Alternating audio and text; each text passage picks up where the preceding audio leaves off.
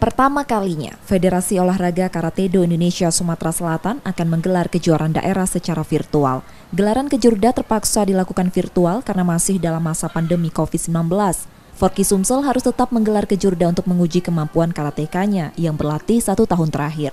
Meski tidak ada pembatasan peserta dalam kejurda virtual nanti, Forky Sumsel meminta karateka di kabupaten kota untuk tetap menerapkan protokol kesehatan.